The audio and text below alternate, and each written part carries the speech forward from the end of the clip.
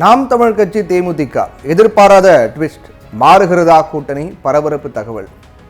தமிழக அரசியல் களம் அப்படின்னு பார்த்தோம்னா ஒவ்வொரு நாளும் ஒரு புது செய்தி நமக்கு கிடைச்சிட்டே இருக்கும். அந்த வகையில் இப்போது நமக்கு கிடைத்திருக்கக்கூடிய முக்கியமான செய்தி என்னென்னா, மிக முக்கியமான 2026 சட்டமன்ற தேர்தல். அந்த சட்டமன்ற தேர்தலுக்காக ஒரு கூட்டணி கட்சியில் இருக்கக்கூடிய சில கட்சிகள், இல்லை தனித்து நாங்கள் போட்டியிடும் அப்படின்னு சொன்ன ஒரு கட்சி, இதுக்குள்ளே என்ன ஏற்பட்ட கொஞ்சம் மாற்றங்கள் அப்படிங்கிறத இப்போ பரபரப்பான செய்தியாக பார்க்கப்படுது. இப்போ நாம் தமிழர் அப்படின்னு நம்ம எடுத்துகிட்டோன்னு வச்சுக்கோங்களேன், அவங்க உள்ளாட்சி தேர்தலிருந்து நாடாளுமன்ற தேர்தல் வரைக்கும் தனித்து தான் போட்டிட்டு வராங்க. எல்லா தேர்தலையும் தனித்தே களம் கண்டு வருது நாம் தமிழர் கட்சி. ஆனால் இது வரைக்கும் அவங்க ஒரு வெற்றி கூட பெறலை. அப்படின்னா கூட இந்த வாக்கு சதவீதம் அவங்களுக்கு கூடிக்கொண்டே போகுதை நம்மளால் பார்க்க முடியுது. குறிப்பாக போன ஆண்டு நடந்த நாடாளுமன்ற தேர்தலில் நாம் தமிழர் கட்சிக்கு பல தொகுதிகள் அதிக வாக்கு கிடைச்சிது. 39 தொகுதிகளிலும் தனித்து போட்டியிட்ட நாம் தமிழர் கட்சி 8.22 விழுக்காடு வாக்குகளை வாங்கினாங்க. இப்போ மாநில கட்சி அங்கீகாரம் பெறணும் அப்படின்னா ஒரு கட்சிக்கு 8 விழுக்காடு வாக்கு தேவை. ஆனால் அந்த வாக்கு விழுக்காட்டையும் நாம் தமிழ் தாண்டி காரணத்தால் அவங்களுக்கு நாம் தமிழ் கட்சிக்கு மாநில கட்சி அப்படிங்கிற அங்கீகாரம் இந்திய தேர்தல் ஆணையம் அதிகாரப்பூர்வமாக கொடுத்தாங்க. இதுவே அவங்க ஒரு மிகப்பெரிய ஒரு வரவேற்பாகவும் வெற்றியாகவும் பார்த்தாங்க. என்னதான் வாக்கு சதவிகிதம் உயர்வு, அதே போன்று மாநில கட்சிக்கான அங்கீகாரம் எல்லாம் ஒரு பக்கம் இருந்தாலும் கூட இது வரைக்கும் ஒரு தொகுதியில் கூட வெற்றி பெறலை. சட்டமன்ற தேர்தல், நாடாளுமன்ற தேர்தல் அப்படின்னு தீவிரமாக பிரச்சாரம் பண்ணுறாரு சீமான், அவர் கட்சி சேர்ந்தவங்களும் பண்ணுறாங்க. இருந்தாலும் இது வரைக்கும் ஒரு தொகுதியில் கூட நாம் தமிழர் வேட்பாளர் வெற்றி பெறலை அப்படிங்கிறது அந்த கட்சியினருக்கு கொஞ்சம் சோர்வை ஏற்படுத்தும் அப்படிங்கிறதுல மாற்று கருத்து கிடையாது. என்னடா எல்லா எலெக்ஷனும் போட்டியிடுறோம், தீவிரமாக பிரச்சாரம் பண்ணுறோம், ஆனாலும் ஜெயிக்க முடியல அப்படிங்கிறது தொடர்ந்துக்கிட்டே வருது அப்படிங்கிறது ஒரு விதமான சோர்வை ஏற்படுத்துங்கிறதுல மாற்று கருத்து இல்லை. இப்போ இதே நிலை இன்னும் தொடர்ந்தால் அது நாம் தமிழ் கட்சியை கொஞ்சம் பலவீனம் அடைய கூட செய்யலாம். ஏன் இத்தனை வருஷங்களாக இருக்குது, இப்போ ஏன் பலவீனம் அடைய போகுது? தொடர்ந்து அவங்க போட்டே இருப்பாங்க, வாக்கு சதவீதம் இன்க்ரீஸ் ஆகிட்டே போகுமே, இப்போ ஏன் திடீர்னு பலவீனம் அடைய போகுது அப்படின்னு கேள்வி கேட்கலாம்.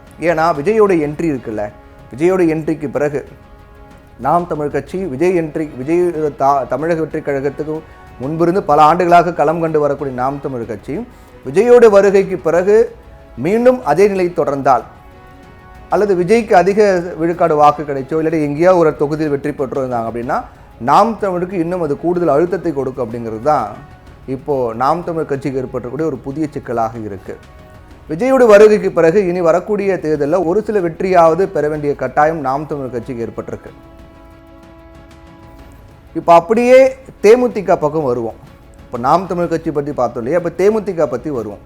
கடந்த 2005ஆம் ஆண்டு விஜயகாந்தால் தொடங்கப்பட்ட தேமுதிக 2006ஆம் ஆண்டு நடந்த சட்டப்பேரவை தேர்தலில் தனித்து போட்டிட்டாங்க. அப்போ விருதாச்சலம் தொகுதியில் விஜயகாந்த் மட்டும் வெற்றி பெற்றார், வேறு யாரும் ஜெயிக்க முடியல. அந்த தேர்தலில் தேமுதிக 8.4 விழுக்காடு வாக்குகளை வாங்கினாங்க.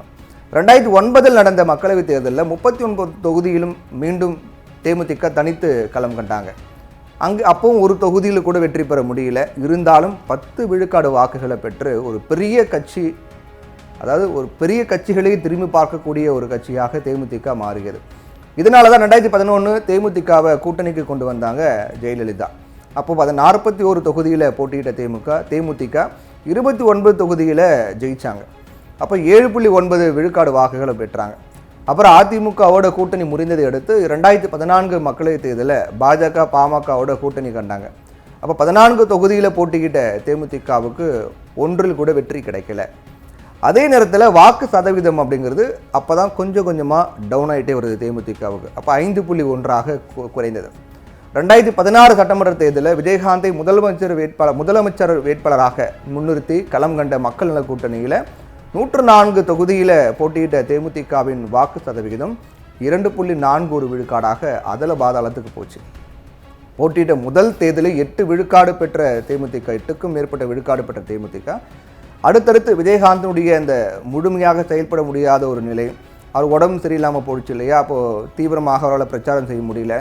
அந்த மாதிரி சமயத்தில் அவர் இந்த வாக்கு விழுக்காடு அப்படிங்கிறது குறைஞ்சிக்கிட்டே வருது. இருந்தாலும் தேமுதிக விஜயகாந்த் முன்னிலைப்படுத்தி ஒரு மிகப்பெரிய கட்சியாக பார்க்கப்பட்டு வந்தாலும் கூட அவரால் முழுமையாக செயல்பட முடியாத காரணத்தால் அந்த வாக்கு சதவீதம் அப்படிங்கிறது குறைஞ்சிக்கிட்டே வந்தது. இப்போ 2019 மக்களவைத் தேர்தலில் அதிமுக கூட்டணியில் மீண்டும் இணைந்த தேமுதிக 4 தொகுதியில் போட்டியிட்டாங்க. 4 தொகுதியிலும் வெற்றி வாய்ப்பு இழந்தாங்க. வாக்கு சதவீதம் இன்னும் குறைஞ்சது, 2.19% சரிந்தது. 2021 சட்டமன்ற தேர்தலில் அமமுகவோடு கூட்டணி 60 போட்டிக்கிட்டாங்க, 1 கூட ஜெயிக்க முடியல. அப்போ வாக்கு சதவீதம் இன்னும் குறைஞ்சிது. 0.43 விழுக்காடாக குறைஞ்சிது. இதனால அவங்களும் ஒரு உறுதியான கூட்டணி குறித்து யோசிக்க வேண்டிய நிலையில் இப்போ தேமுதிகவும் தள்ளப்பட்டிருக்கு. இப்படியே சென்றால் ஒரு கட்சி, இப்போ நாம் தமிழ் பார்த்தோன்னா தொடக்கத்திலேருந்து இப்போ வரைக்கும் அவனுடைய அந்த ஓட் பர்சன்டேஜ்ங்கிறது இன்க்ரீஸ் ஆகிட்டே வருது. ஆனால் தேமுதிகவுக்கு பார்த்தோன்னா தொடக்கத்துலேருந்து இப்போ வரைக்கும் ஓட் பர்சன்டேஜ் அப்படிங்கிறது குறைஞ்சிக்கிட்டே வருது. விஜயுடைய வருகைக்கு பிறகு 2026 சட்டமன்ற தேர்தல் இன்னும் கூடுதல் கவனத்தை பெற்றிருக்கு. கூட்டணி கணக்குகள் மாறும் அப்படின்னும் எதிர்பார்க்கப்படுது. ஏன்னா ஏற்கனவே இருக்கக்கூடிய கூட்டணி அப்படியே தொடருமா, இல்லை வேறு புது கூட்டணி அமையுமா அப்படிங்கிறது இன்னும் உறுதியாக தெரியல. இன்னும் வரக்கூடிய அடுத்த சில மாதங்களில் நமக்கு தெரியும். இருந்தாலும் கூட ஒவ்வொரு கட்சியினுடைய நிலைப்பாட்டையும் தலைவர்களுடைய பேட்டியும் பார்க்கும்போது ஓரளவுக்கு யூகிக்க முடியும் யார் கூட கூட்டணி வைப்பாங்க அப்படின்னு. இப்போ மாநிலங்களவை உறுப்பினர் பதவி காலம் முடிவடையும் இருக்கக்கூடிய நிலையில் ஏற்கனவே போட்ட ஒப்பந்தத்தின்படி தேமுதிகவுக்கு அதிமுக ஒரு சீட் கொடுக்கும் அப்படின்னு பிரேமலதா விஜயகாந்த் தெரிவித்தாங்க. அதுக்கு பிறகு அதை பற்றி பேசி எடப்பாடி பழனிசாமி அப்படி நாங்கள் எதுவுமே சொல்லலை, எந்த அக்ரிமெண்ட்டும் போடலன்னு தடாலடியாக சொல்ல, இதனால் அதிர்ச்சி அடைந்த தேமுதிக அப்போவே அதிமுகவுடனான கூட்டணி முறித்து கொள்ளுமா அப்படிங்கிற மாதிரிலாம் பேச்சு எழுந்துச்சு. அதற்கு பிறகு தேமுதிக, அதை குறிப்பாக பிரேமலதா விஜயகாந்த் இப்போதைக்கு அமைதியாக இருங்க அப்படின்னு அதிமுக தரப்பில் சொல்லப்பட்டிருக்கு அப்படின்னு சொன்னாங்களே தவிர அதுக்கப்புறம் அதை பற்றி அதிகமாக பேசாமல் தவிர்த்து வந்தாங்க. இப்போ திடீர்னு தமிழக அரசினுடைய பட்ஜெட்டை பிரேமலதா விஜயகாந்த் பாராட்டியிருக்காங்க. இந்த பாராட்டு அப்படிங்கிறது அதிமுகவுக்கு மறைமுக எச்சரிக்கையா அல்லது திமுகவோட கூட்டணிக்கு தயாராகிறதா அப்படின்ற கேள்வியும் எழுப்பாமல் இல்லை. ஏன்னா அரசியல் எது வேணால் நடக்கலாம். இருந்தாலும் கூட்டணி குறித்து தேர்தல் நேரத்தில் தெரிவிப்பு அப்படின்னு பிரேமலதா விஜயகாந்த் சொல்லிட்டாங்க. ஒரு வேளை ராஜ்யசபா சீட்டு தேமுதிகவுக்கு கிடைக்காத பட்சத்தில் அதிமுகவுடனான கூட்டணியை தேமுதிக முறித்து கொண்டால் எடப்பாடி பழனிசாமி சொல்ல வரக்கூடிய மெகா கூட்டணி என்ன ஆகும் அப்படின்னு தெரியல. உடனே ஒரு கேள்வி வரலாம், தேமுதிக இருந்தால் மட்டும்தான் மெகா கூட்டணி அப்படின்னு. தேமுதிக இருந்தால் மட்டும் கிடையாது, ஒவ்வொரு சிறிய கட்சிகளும் மெகா கூட்டணிக்கு மிக முக்கியம். அப்படின் போது தேமுதிக அதிமுக விட்டு விலகினால் அது அதிமுகவுக்கு, அதாவது மெகா கூட்டணி அமைப்போம் அப்படிங்கிற அந்த பிம்பத்தை ஏற்படுத்த முடியுமா அப்படிங்கிறது கேள்விக்குறிதான். இப்போ ஏற்கனவே சொன்ன மாதிரி ஒரு வெற்றியாவது பெறணும் அப்படின்ற அழுத்தத்தில் இருக்கக்கூடிய நாம் தமிழ் கட்சி தேர்தல் வெற்றிக்காக வேறு ஏதாவது ஒரு முக்கிய கட்சியோட கூட்டணி வைக்குமா அப்படிங்கிற கேள்வி எழுந்திருக்கிறது. ஏன்னா தொடர்ந்து அவங்க தனித்து போட்டிக்கிட்டாலும் கூட இனி வெற்றி பெற வேண்டுங்கிற ஒரு நெருக்கடி விஜய் வருகைக்கு பிறகு ஏற்படுது இல்லையா? அப்போது அந்த நிலைப்பாட்டில் தளர்வு ஏற்படுமா அப்படிங்கிறதும் ஒரு கேள்வி இருக்குது. ஏன்னா தொடக்கத்தில் தமிழக வெற்றிக் கழகம் நாம் தமிழ் கட்சி கூட்டணியை வைப்பதற்கான வாய்ப்பு அதிகமாக இருக்குன்னு சொல்லப்பட்ட நிலை தாவேகா கொள்கை அறிவிக்கப்பட்ட பிறகு அதுக்கான வாய்ப்பு இல்லைங்கிற மாதிரி சீமான் தொடர்ந்து பேசிட்டு விமர்சனங்களை முன்வைத்து வந்தார். தாவேகாவுக்கு எதிராக ஒன்றும் ரைட்டில் போகணும், லெஃப்டில் போகணும், சென்டரில் போனால் லாரி மாதிரி மோதி விபத்து ஏற்படுங்கிற மாதிரிலாம் சொன்னார். இருந்தாலும் அதுக்கான வாய்ப்பு இன்னும் இருக்குது. தாவேகா நாம் தமிழ் கட்சி கூட்டணிக்கான வாய்ப்பு இன்னமும் இருக்குன்னு இல்லைன்னு உறுதியாக சொல்ல முடியாது, இருக்குன்றதுக்கான ஒரு பாயிண்ட் நம்ம சொல்லலாம். அதே போல் அதிமுகவும் நாம் தமிழ் கட்சியை கூட்டணிக்குள்ளே எடுக்க திட்டம் வைத்திருப்பதாகவும் சொல்லப்படுது. அதற்கான பேச்சுவார்த்தையும் நடத்தப்பட்டு வருவதாகவும் சொல்லப்படுது. அதை தொடர்ந்து திமுகவுக்கு எதிரான வாக்குகளை ஒன்றிணைக்க வேண்டும் அப்படின்னு அதிமுக பொதுச் செயலாளர் எடப்பாடி பழனிசாமி பேசியிருப்பது வரவேற்கத்தக்கது.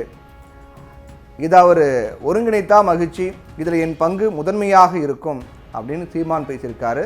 ஆனால் அதோட இன்னொரு முக்கியமான விஷயமும் சொல்லியிருக்காரு, அவங்க ஒன்றாக இருப்பாங்க ஆனால் நான் மட்டும் தனியாக இருப்பேன், கூட்டணியில் இல்லாமல் வெல்ல முடியும் அப்படின்னு சீமான் பேசியிருக்கார். திமுகவுக்கு எதிரான வாக்குகளை ஒன்றிணைப்போம் அப்படின்னு எடப்பாடி பழனிசாமி சொல்லியிருக்கக்கூடிய கருத்தை நான் வரவேற்கிறேன். அப்படி பண்ணாங்கன்னா அதில் முக்கிய நபராக நான் இருப்பேன், ஆனால் கூட்டணியில் வெளியே இருப்பேன் அப்படிங்கிற மாதிரி சொல்லியிருக்காரு. இது பலவித குழப்பத்தை ஏற்படுத்தியிருக்கு. அவர் கூட்டணி வைக்க மாட்டேன் அப்படின்னு சொல்லியிருந்தாலும் கூட அதுக்கான வாய்ப்பு இல்லாமல் இல்லைல்ல. விஜயோட வருகை, அதை தொடர்ந்து பல கட்சியிலிருந்து வெளியேறியது, விஜயுடைய என்ட்ரி, நாம் தமிழர் கட்சியிலேருந்து நிறைய பேர் வெளியே போனது, தொடர் தோல்வி, இந்த மாதிரி நெருக்கடிகள் சீமானோட உறுதிப்பாட்டில் தளர்வை ஏற்படுத்துமா அப்படிங்கிறத நம்ம பொறுத்திருந்து தான் பார்க்கணும்.